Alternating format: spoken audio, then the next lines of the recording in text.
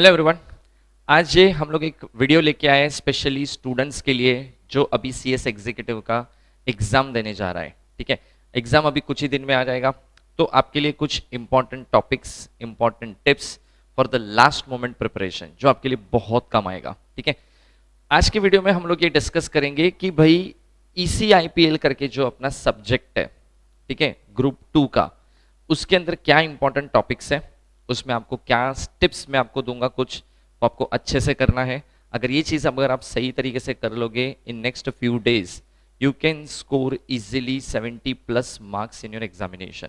बराबर, तो चलो हम लोग स्टार्ट करते हैं कि ये पर्टिकुलर वीडियो के अंदर आपके लिए क्या चीजें है। तो देखो, ये कुछ पहले इंपॉर्टेंट टॉपिक है। ये 6 सबसे ज्यादा इंपॉर्टेंट टॉपिक्स है पार्ट ए के अंदर। जैसे पार्ट ए और पार्ट बी हो गया, पार्ट बी आपका पूरा का पूरा इंटेलेक्चुअल प्रॉपर्टी वाला पार्ट होता है। ठीक है, पार्ट ए के अंदर देखो, सबसे पहला फेमा फेरा, सबसे इंपॉर्टेंट टॉपिक। फेमा सबसे ज्यादा इंपॉर्टेंट टॉपिक होता है। तीसरा होता है कंपटीशन एक्ट। कंपटीशन एक्ट अगर आप देखोगे तो कितना लंबा चैप्टर है, बहुत लेंदी चैप्टर है, बट इक्वली इंपॉर्टेंट है। अगर आप देखने जाओगे तो कुछ स्टूडेंट को ऐसा लगता है यार ये तो बहुत लंबा चैप्टर है, specially competition act and RERA. RERA भी बहुत ज़्यादा लेंदी चैप्टर है, बट ये चैप्टर आपको अच्छे से करना पड़ेगा। देन आता है कंज्यूमर प्रोटेक्शन एक्ट एंड बेनामी act, again most important topic. अगर ये 6 टॉपिक भी आप अच्छे से करके जाते हो ना, तो आपका अच्छा खासा 40% ऑफ द पार्ट एक कवर हो जाता है। हाँ, मैंने काफ़ी सारे चैप्टर छोड़े हैं जो इंपॉर्टेंट वैसे तो नहीं है, बट देखो आपको पढ़ना तो पूरा ही है, बट अगर ये 6 चीज़ अगर आप अच्छे से करोगे तो आपके लिए वो बेनिफिशियल होगा। जैसे एसेंशियल, जैसे देखो अभी पार्ट में जैसे और भी बहुत सारे चैप्टर्स है, बराबर। अब वो जो भी चैप्टर्स आप कर रहे हो पार्ट ए के, वो तो सब एडिशनल है। जैसे मनी लॉन्ड्रिंग हो गया, मनी लॉन्ड्रिंग ऐसा एक पूरा अलग है। फिर वो एक लीगल मेट्रोलॉजी करके एक चैप्टर है, वो पूरा टोटली डिफरेंट चैप्टर है, बट उस पर ज़्यादा इतना फोकस अगर आप नहीं कर रहे हो लास्ट मोमेंट स्टडी पे तो एक बार चलेगा, बट ये 6 टॉपिक आपको बहुत अच्छे से करने हैं। ये रहा पार्ट ए के लिए। अब आता है पार्ट बी। पार्ट बी की जब मैं बात करता हूँ ना, तो पार्ट बी में देखो वैसे भी लिमिटेड टॉपिक्स है। ठीक है, copyright, trademark, patent, geographical indication. तो मेरे हिसाब से पार्ट बी तो पूरा ही करना चाहिए, क्योंकि छोटा टॉपिक है, मतलब छोटे चैप्टर से इतने बहुत ज़्यादा लेंदी है नहीं, कंसेप्ट बहुत कम है, इजी भी है, इंटरेस्टिंग भी, आपको अंदर केसेस बहुत अच्छे अच्छे मिल जाएंगे। तो सारी चीज़ आपको बहुत सही होगी, पढ़ने में भी मज़ा आएगा, तो बहुत इंटरेस्टिंग चीज़ है। वो पूरा पार्ट अच्छे से कर लो, because part B according to me is very scoring part. No doubt ये स्टूडेंट का person to person opinion change कर सकता है, बट मुझे ऐसा लगता है कि पार्ट बी बहुत इजी है, मैनेजेबल है। कम चैप्टर्स में 40 मार्क्स जितना मार्क्स आपका कवर भी हो जाता है, तो वो बहुत सही चीज़ है आपके लिए। ठीक है, तो ज़्यादा पार्ट बी पे आप फोकस करोगे तो आपके लिए ज़्यादा बेटर रहेगा। और ये हो गया हमारा इंपॉर्टेंट टॉपिक्स। अब जाते हैं कुछ इंपॉर्टेंट टिप्स पे। देखो, जो भी हम लोग टिप्स देते हैं ना, ये तो ऑब्वियसली चीज़ है, स्टूडेंट भी सोचेगा कि भाई ये सब तो हमको पता ही है, यही करना है, यही करना है, पढ़ना अच्छे से है, ऐसा है वैसा है, कुछ भी ऑप्शन में नहीं छोड़ना है। नया क्या है? तो देखो, नई ये चीज़ है, पहले तो कंसेप्ट अच्छे से समझो। काफ़ी सारे स्टूडेंट्स है ना, मैंने देखा है ना, मगअप करते। डोंट मगअप, ये सब चीज़ें मत करना। डोंट गो फॉर कि भाई लीगल वर्डिंग्स नहीं होगा तो मार्क्स कट जाएगा, मार्क्स मिलेगा ही नहीं, सेक्शन नहीं लिखा तो मार्क्स मिलेगा ही नहीं। ऐसा नहीं है। अगर आप नहीं लिखते हो सेक्शन, इट्स फाइन, बट आप आंसर सही लिखो। लैंग्वेज भी अगर आप लीगल नहीं लिखते हो, it's fine, it's very normal thing.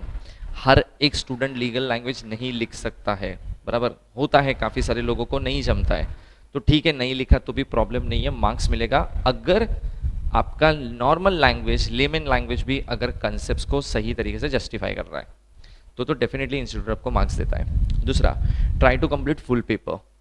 मेरा एक सजेशन ऐसा है पर्सनली कि अगर आप पेपर लिखते हो ना, always start with in this particular paper part B से स्टार्ट करो, बिकॉज पार्ट बी छोटा भी पार्ट है, जल्दी भी होता है, और एक कॉन्फिडेंस आ जाएगा कि भाई लिमिटेड टॉपिक से मेरे को तो सारे ही आ रहे हैं, आपको एक कॉन्फिडेंस आ जाएगा, तो पार्ट ए फिर आप अच्छे से लिख पाओगे।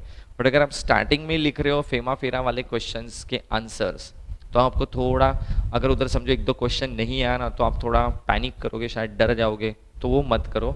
मेरा पर्सनल एडवाइस है कि पर्सनली मैं ये मानता हूँ कि पार्ट बी पहले लिखना चाहिए। देन 2 to 3 पेपर्स हो सके तो लिख के जाओ। अभी आप बोलोगे 2 to 3 पेपर्स है ही नहीं, एक ही तो अटेम्प्ट हुआ है, वो एक अटेम्प्ट का पेपर प्लस पार्ट ए के तो पेपर्स मिलेंगे ही आपको, बराबर। हाँ, उसमें भी काफ़ी सारी चीज़ें ऐसी जो अभी नहीं है, जैसे कॉन्ट्रैक्ट जीआईजीएल में चला गया, सोगा जीआईजीएल में चला गया, तो वो क्वेश्चन स्किप कर दो। एटलीस्ट जो क्वेश्चन है उसकी तो प्रैक्टिस कर लो, बट राइटिंग प्रैक्टिस थोड़ी करके जाना, पढ़ के सीधा एग्जाम में पहुंच मत जाना, क्योंकि पढ़ना और आंसर लिखना दोनों में बहुत डिफरेंस है। आपको कंसेप्ट आते भी होंगे, मैं मानता भी होगा आपको आ भी रहे होगा, बट जब राइटिंग की बात आती है ना, स्टूडेंट बहुत अटक जाता है, सोचता है, लिख नहीं पाता है, वो प्रॉब्लम हो जाती है उधर। देन नोट्स हेड पॉइंट्स के साथ लास्ट मोमेंट रिवीजन के लिए जब आप पढ़ रहे हो तो साथ में एक नोट्स बनाते जाओ, कि जैसे ये टॉपिक है तो जैसे अभी मनी लॉन्ड्रिंग की प्रोसेस है तो भाई उसमें थ्री स्टेजेस होते हैं, बराबर। रेरा है तो जैसे स्ट्रक्चरल डिफेक्ट है तो 5 साल के अंदर स्ट्रक्चरल डिफेक्ट का क्लेम कर सकते हैं, बराबर। पॉइंट्स फटाफट ऐसे लिखते जाओ, साथ में शॉर्ट नोट्स में एक एक लाइन में आंसर लिख लो। Very easy to remember at last moment. आपको लास्ट मोमेंट ट्रैवलिंग कर रहे हो, एक दिन पहले नोट्स पढ़ रहे हो, तो पूरा मॉड्यूल या पूरी नोट्स उठा के पढ़ने की ज़रूरत नहीं है, ये आपके लिए क्विक रिविजन बहुत ईजी हो जाएगा। देन एग्जाम्पल्स, देखो काफ़ी सारी जगह पे एग्जाम्पल्स बहुत काम करेगा। अगर आप जैसे पार्ट बी लिखते हो तो उसमें केस लॉज इतने सारे हैं, आप केस लॉज लिखो, रेफरेंस दे के लिखो, बराबर। कुछ चैप्टर्स ऐसे जहाँ पे आप कंपटीशन एक्ट है तो आप अपना एक एग्जाम्पल लिखो कि बिड रिगिंग क्या होता है, एंटी कॉम्पिटिटिव चीज़ क्या होती है, बराबर, वो लिख सकते हो आप। अवॉइड रिपीटेशंस, हो सके उतना रिपीटेशन मत करो, गोल गोल जलेबी घुमा के मत आ जाओ, टू द पॉइंट लिखो, कट टू कट लिखो। आंसर का लेंथ, काफ़ी लोग मुझे ऐसा पूछते हैं सर आंसर का लेंथ इंपॉर्टेंट है क्या, आंसर का लेंथ कितना होना चाहिए, 5 मार्क के तो कितना पेज लिखना पड़ेगा। See, length is not important, length के ऊपर कभी मार्क्स नहीं मिलते हैं, तुम्हारे कंटेंट के ऊपर मार्क्स मिलते हैं। लेंथ तो मैं 2 पेज का भी लिख लूँ लेकिन बकवास लिख के आऊँगा तो कौन मार्क्स देने वाला है। तो length is not material thing, आप कितने क्लैरिटी के साथ कंसेप्ट को एक्सप्लेन कर रहे हो, कितना सिंप्लीफाइड लैंग्वेज में या तो कितनी टेक्निकल लैंग्वेज को यूज़ करके आप लिख रहे हो, क्या आप एग्जाम्पल लिख रहे हो, ये सब चीज़ें बहुत मैटर करेगी when it comes to the writing. तो रिपीटेशन, अननेसेसरी चीज़, बोलते ना इधर उधर का कुछ भी फेंकने का काम, ये सब मत करो। हाँ, जैसा अगर कुछ नहीं आ रहा है तो that's a totally different story, but अगर आप जेन्युइन तरीके से अच्छे से पढ़ के जा रहे हो तो ये सब चीज़ें थोड़ा अवॉइड करना। हाई पॉसिबिलिटी है ये सब चीज़ें पेपर चेक करके ध्यान में आती है, फिर उसमें मार्क्स कट होने की पॉसिबिलिटी बढ़ जाती है, तो मिल कुछ नहीं रहा है और उसमें भी मार्क्स कम हो रहे हैं तुम्हारे बिकॉज ऑफ सर्टन मिस्टेक्स, तो डोंट डू दैट, ओके। और एक चीज़ जाते जाते, अगर आपको कुछ भी डाउट है related to this particular subject, ठीक है, तो एक नीचे हमारे यहाँ पे एक नंबर दिया है, नीचे मैंने वो नंबर पे आप व्हाट्सएप कर सकते हो अपना नाम और आपका डाउट, या आप डाउट हमको मैसेज करोगे, रिस्पेक्टेड प्रोफेसर जो भी सब्जेक्ट का होगा, जिस सब्जेक्ट का वो डाउट होगा वो आपको रिप्लाई करेगा, तो आपका डाउट्स भी हम व्हाट्सएप पे सॉल्व कर सकते हैं, ठीक है। और ये हम लोग स्टार्ट कर चुके हैं ऑलरेडी, काफ़ी सारे स्टूडेंट्स इसका फैसिलिटी इसको यूज़ भी कर रहे हैं। सो मेक श्योर दैट अगर आपको भी कुछ डाउट है तो वो नंबर पे आप मैसेज कर सकते हो। क्लियर यहाँ तक, ठीक है। चलो, तो इसी के साथ ये वीडियो मैं यहाँ पे एंड करता हूँ। होपफुली आपको ये टिप्स काम आएगी, होपफुली आपको ये इंपॉर्टेंट टॉपिक्स आप एक बार अच्छे से करके जाओ। It is very very very very beneficial for you for the last moment preparation, ठीक है। चलो, तो इसी के साथ ये वीडियो मैं यहाँ पे एंड करता हूँ। All the best.